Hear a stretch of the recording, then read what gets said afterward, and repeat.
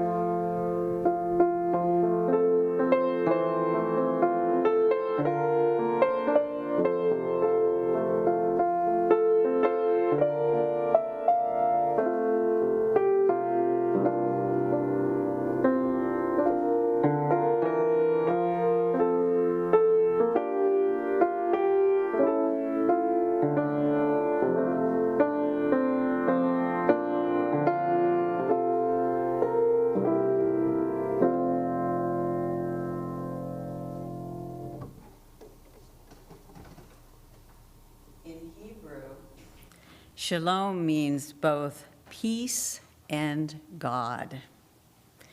It can be a private word, a blessing for those we love.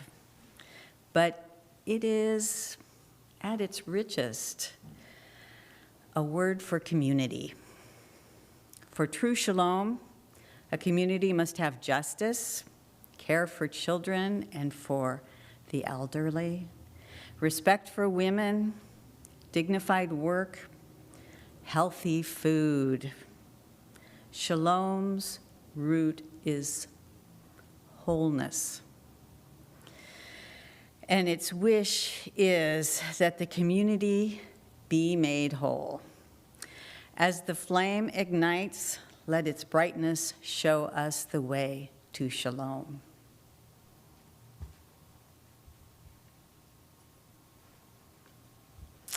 So welcome you all. Welcome to Eastrose Fellowship Unitarian Universalist. I am Reverend Katie Larcell, and I'm a community minister here at Eastrose and your worship leader today. It is so very good to know that you are out there on YouTube, and I'm going to try and look at you as often as I can. A big hello to the visitors attending the Eastrose worship service for the first time or even for the second time. And another big hello to those seated here in front of me, you in your corporeal bodies right here. Would those who can, please stand and let's direct our greeting to the cameras by the clock in the back. That is our conduit to the folks who are online with us. And just say, just wave and say hello. Let them face. And say, hello, welcome, good morning, buongiorno, buenos dias, konnichiwa, namaste. Somebody came up with that list, and it's great. Now, please be seated. Oh, you're already seated. So here are some quick reminders of ways to participate in the service. Listen closely, even if you come regularly. As our relationship with COVID changes over time, we change the way we interact. So on YouTube, if you want to share a joy and concern or an announcement, send a note to us in the chat. We will collect them all and we'll use them at the appropriate times. If you are here in the sanctuary, we are now asking you to raise your hand if you have something to share during our cares and concerns time. So you'll actually stand, you raise your hand and stand and tell us your joy or concern. And if you have an announcement, though, you need to put it in the basket that will go by later on in the service. Finally, after the conclusion of each service, there will be a Zoom Cafe conversation time for those online. So just exit YouTube and log into the Zoom link provided on the YouTube chat. So it's a little bit of a hop, skip, and a jump, but I'm sure you can all navigate it. Today we have the treat of having Terry Barrett in the pulpit. She's a former member of Eastrose, and I think she told me that she had been a member of Eastrose for 15 years. She raised her younger children and grandchildren here while she was earning a master's degree in divinity from Marylhurst University. She now lives in the Olympic Peninsula in Washington, where she is a member of a New Thought congregation. She is in training for ministry in that tradition. Terry's message is about living with purpose and sharing a meaningful experience, communion, that builds supportive community. And now for our opening hymn.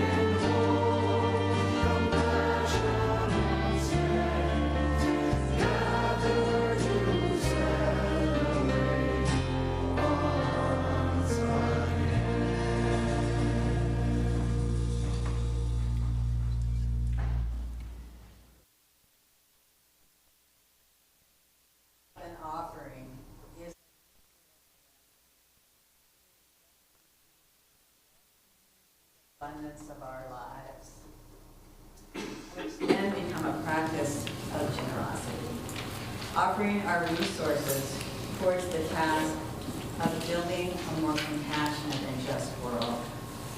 We pass the basket to receive your gifts in support of this fellowship. And where are such baskets? In the office.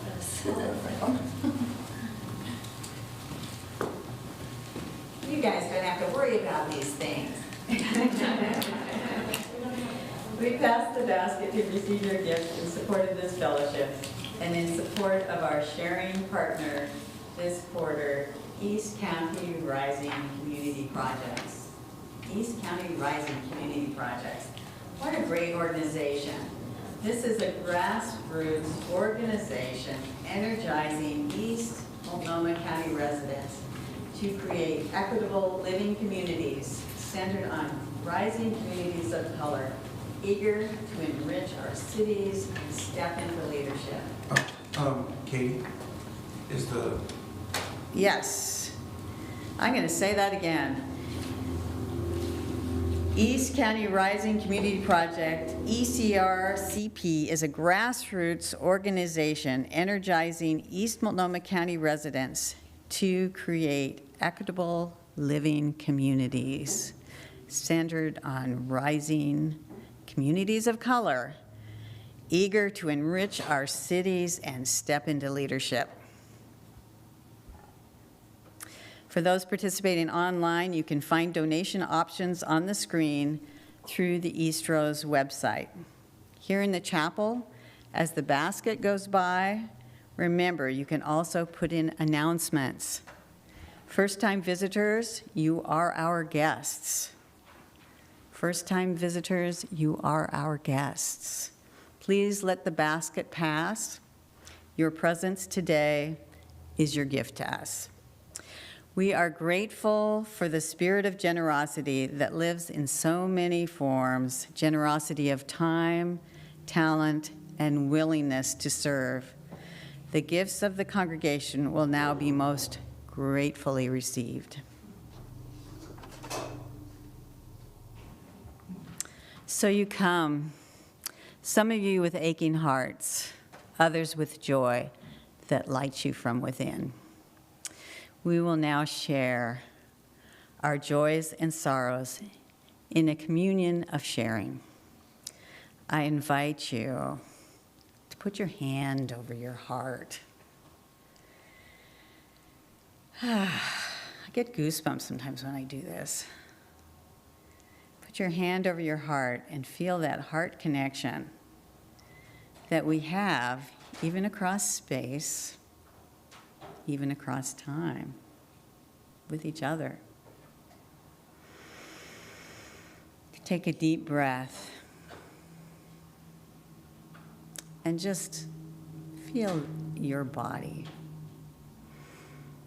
So ignore it all the time, your body. From our YouTube participants. And so now we are putting in the green heart stone, which represents all those joys and sorrows that you may not have wanted to speak. Maybe they were too little, maybe they were too big, for whatever reason. That's our community's feeling going into the water there. Yes, let us hold these joys and sorrows that have been both shared and those too tender ones that are unshared. May you be safe. May you be well. May you be happy. May you have ease of well-being. And let us sing together, Spirit of Life.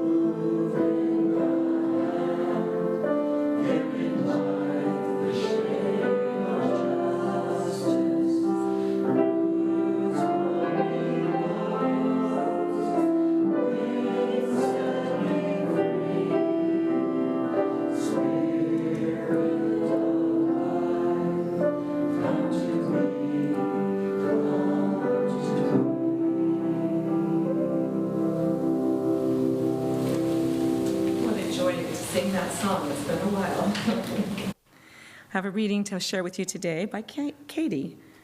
It's called, oh no, this is by Watola Trummer. I'm sorry, I mixed that up. It's called Belonging. And if it's true, we are alone. We are alone together, the way blades of grass are alone, but exist as a field. Sometimes I feel it, the green fuse that ignites us, the wild thrum that unites us, an inner hum that reminds us of our shared humanity. Just as 35 trillion red blood cells join in one body to become one blood, just as 136,000 notes make up one symphony. Alone as we are, our small voices weave into the big conversation.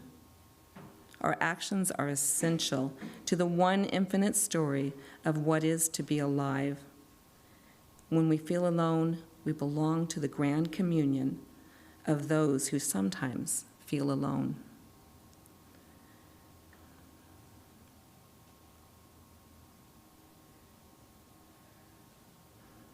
Had a little technical difficulty there, sorry. We belong to the grand communion of those who sometimes feel alone. We are the dust that hopes a rising of dust, a thrill of dust, the dust that dances in the light, the dust that, with all other dust, the dust that makes the world.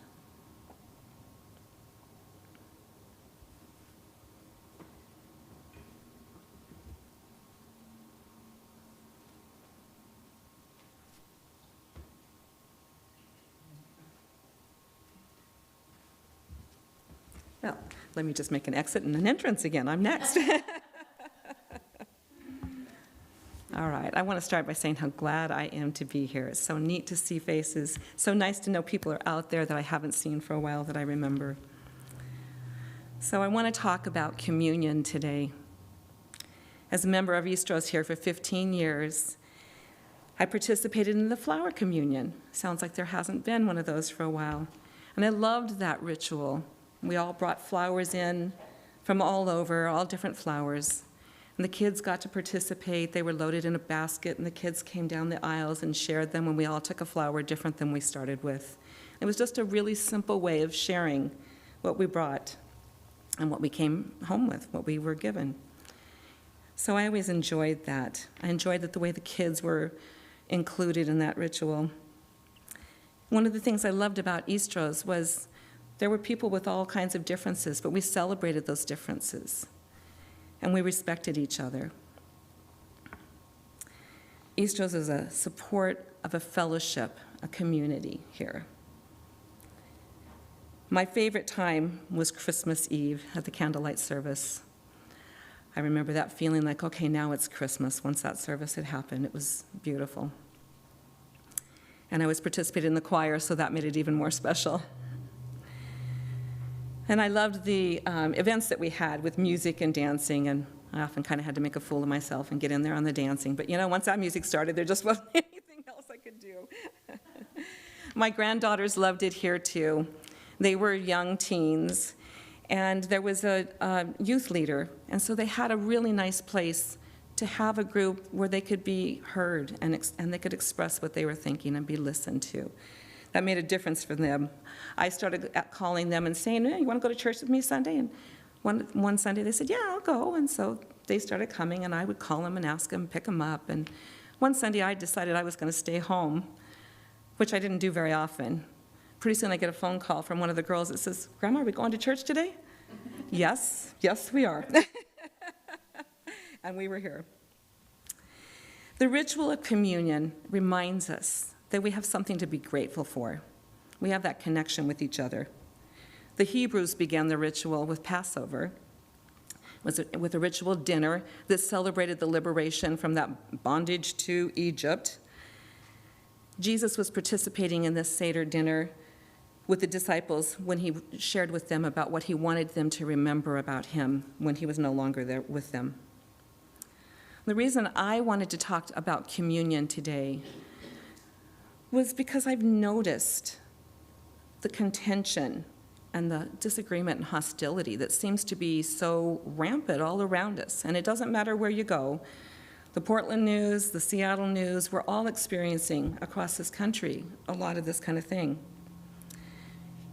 Communion is not division or disunity. We seem to be experiencing the opposite of what communion's all about.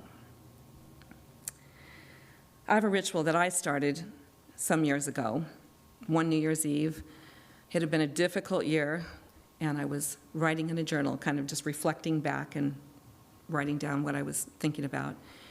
And I wrote about struggling with having a new baby who was born in November, and this was January, and she was a colicky baby, so it had been pretty tough. My brother-in-law had passed away at 39 years old of colon cancer, and that was really tough. And we had had financial struggles in my family, and we came close to losing our house, and so I just kept saying we struggled with this and we struggled with that. Finally, I said, I guess you could call this the year of struggling. And then I thought, ooh, if I don't want to have another year of struggling, maybe I should set a different intention. So the next year I decided was the year of progress. It was a step in the right direction. Well, that colicky baby is now 28 years old, and I've been letting a name come to me. I quit deciding what it was. I make space for that name to just come to me. One year I was at Trinity Episcopal in Northwest Portland, in the middle of the labyrinth, when the name came to me, action, just do it.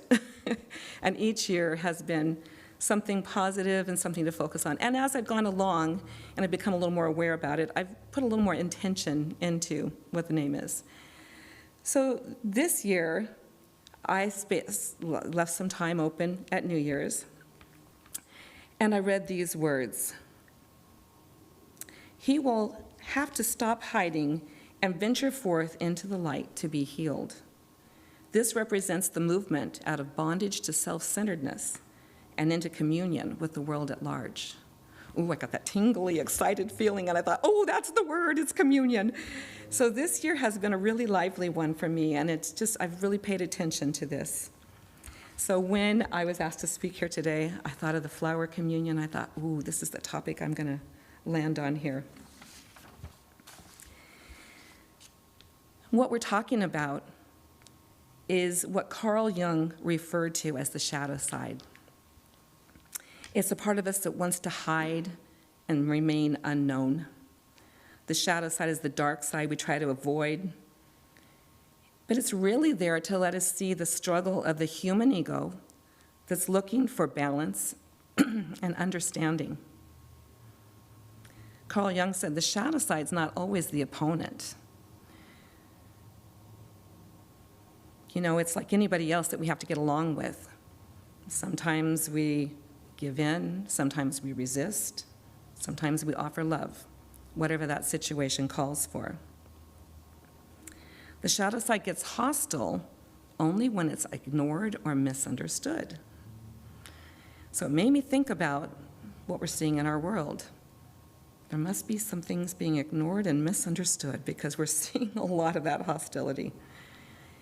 So if we can open up to this inner unknown, we find that the shadow holds all sorts of qualities and strengths and potential. The snags come up, as Carl Jung spent so much time doing his experiential research over those years to tell us that these snags come up and surface when we ignore them. It's like we've got a message center I came up with that's trying to get through to us.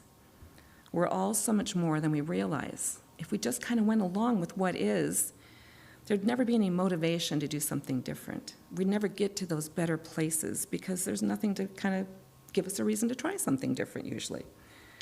Our society tells us not to listen to this inner message.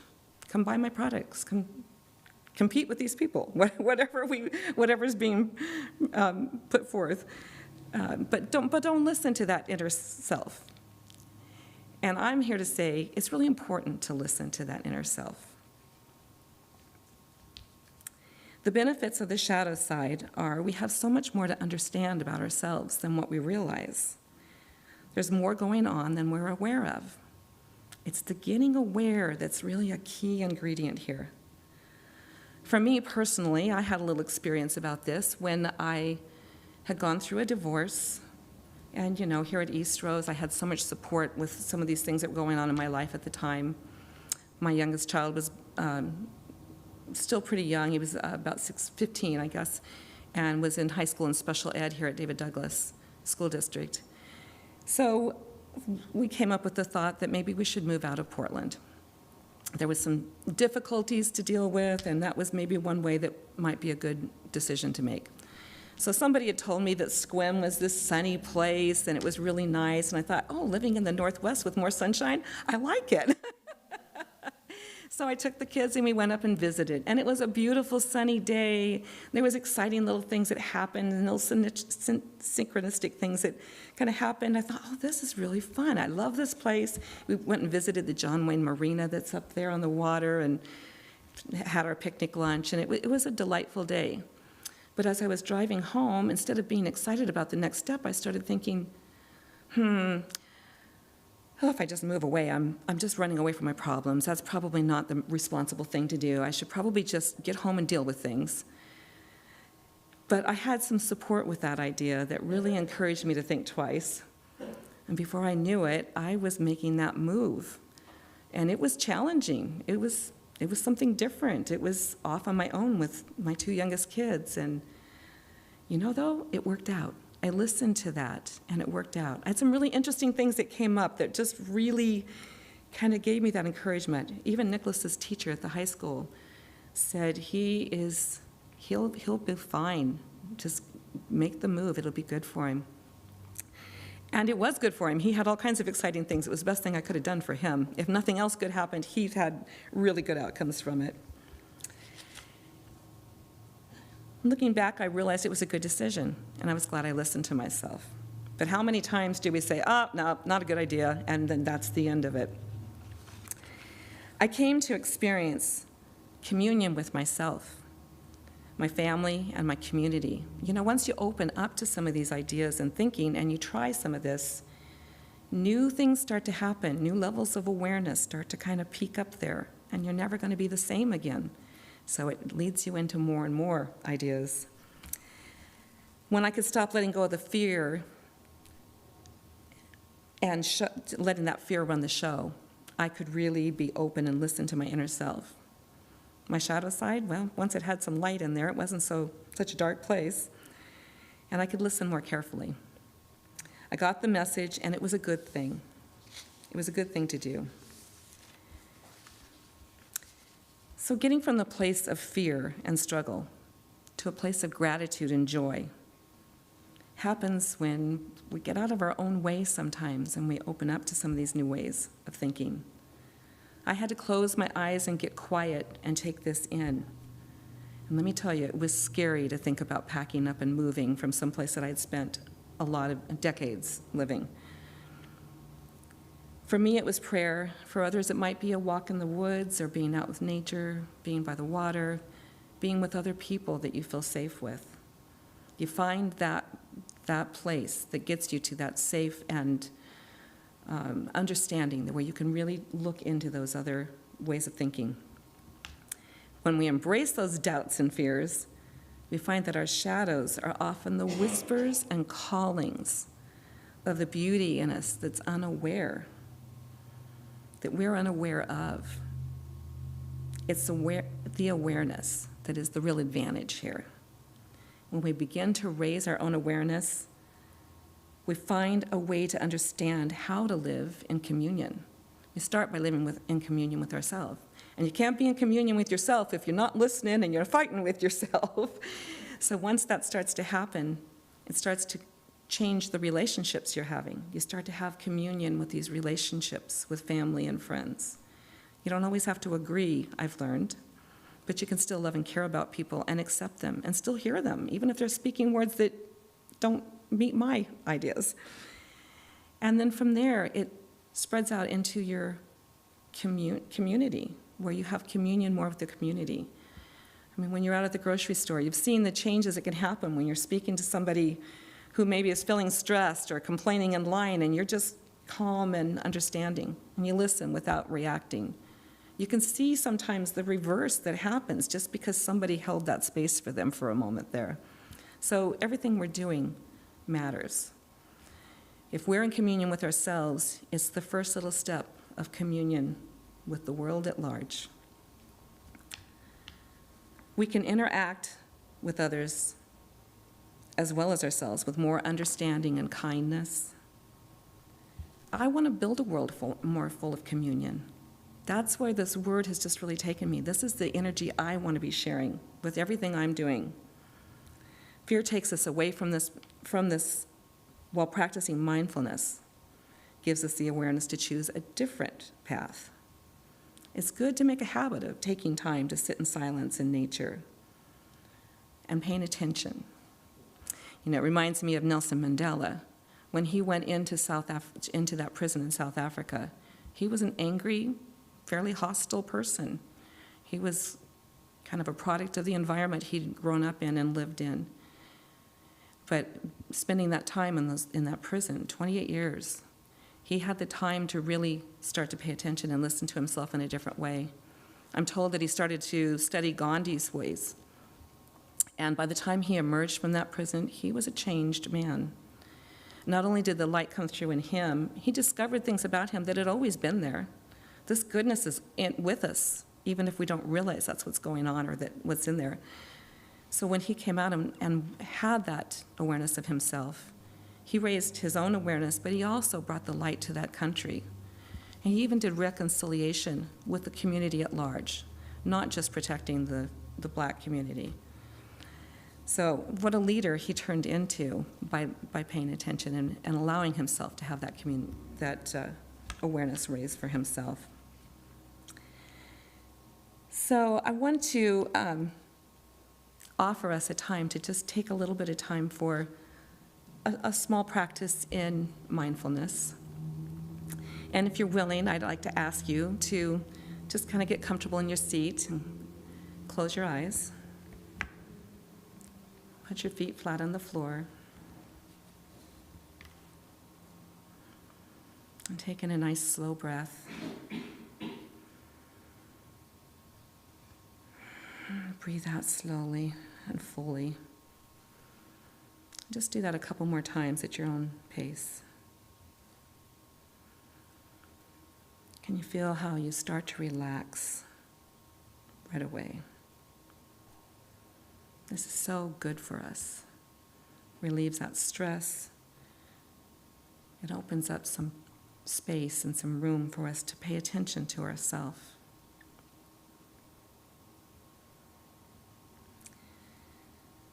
Now think of something that has been bothering you. Could be something that is just a small thing, or something that's, been bothering you for some time. Just allow yourself to be quiet and listen. And notice the tension just leaving your feet and your legs. Notice how that tension begins to dissolve throughout your body. And just take another breath.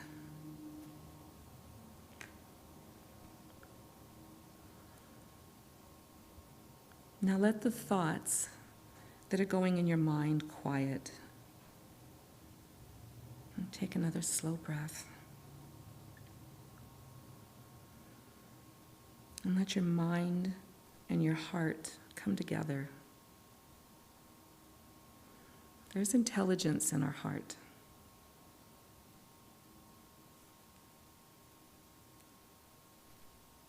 And just sit quietly for a moment.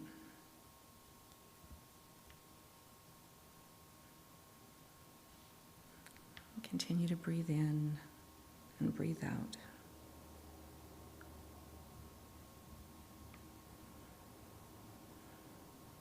Notice anything that may be trying to get your attention.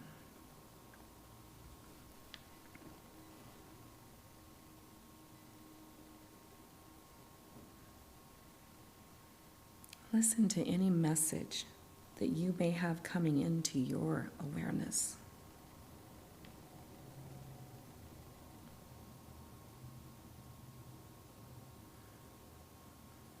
Now take in one more breath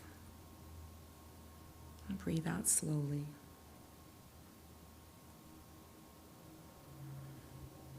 And I'll conclude with this affirmation. Today I live in communion with myself, with my family and friends, and with my community. It's good to be together in harmony with each other.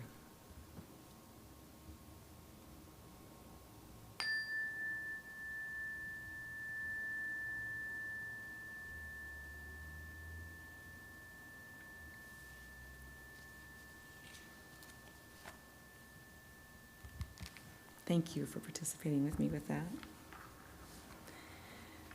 And I hope that you have a new sense of what communion can feel like and look like, and how important we each are in bringing that communion back into all of our communities and relationships. Thank you so much for listening to me and letting me be here with you today. It's such a joy.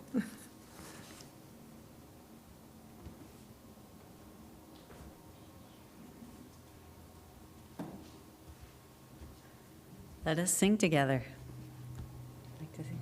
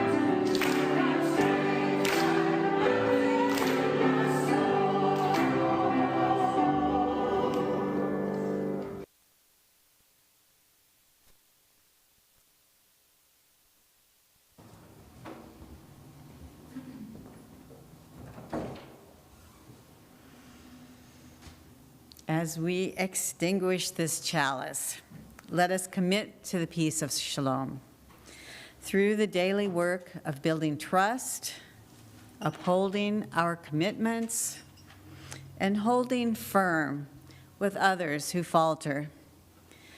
Through these humble means, we achieve communion.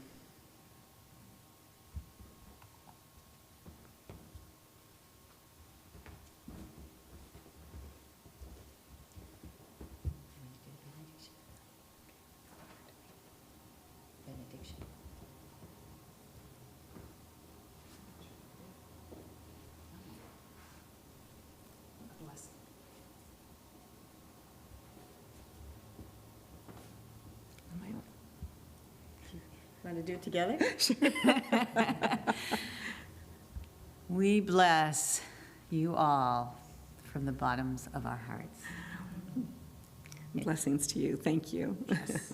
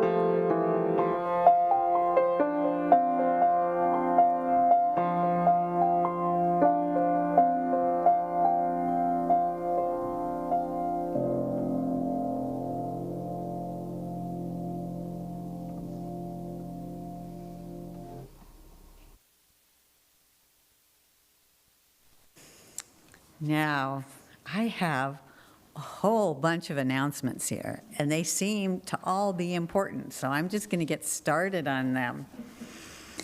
Announcements, sign-up sheets in lobby for flowers, coffee, and cleanup. Lois. From Larry, we need a volunteer with mower to mow the Eastrose grass while we line up a replacement vendor for regular service. A weed eater would also be useful in places. Weeding event and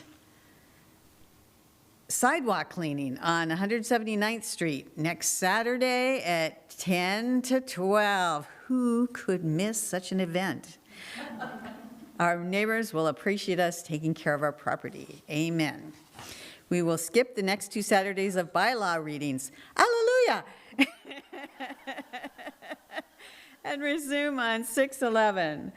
A picnic potluck in honor of Patty's 8 years of service to our fellowship will be held after service on June 19th. That should be on everyone's calendar. Come and give her a good farewell. Membership outreach meeting on Tuesday, May 24th at Eastrose. And Keen wrote this, and I think he meant to say he's looking for members. Is that right? It's a membership outreach meeting. Okay. So it's for us organizing and planning Patty's party and other things. Excellent. Look forward to the Mount Hood Cluster of Congregations yearly picnic hosted by the Mid-Columbia congregation in the Hood River Riverside Park Pavilion on Sunday, July 10th at 3 p.m. I've been to those picnics. They're great. And finally, this is the last one. Eastrose will be sharing in a shared joint service with our cluster congregations on Memorial Day Sunday, which is next Sunday, May 29th.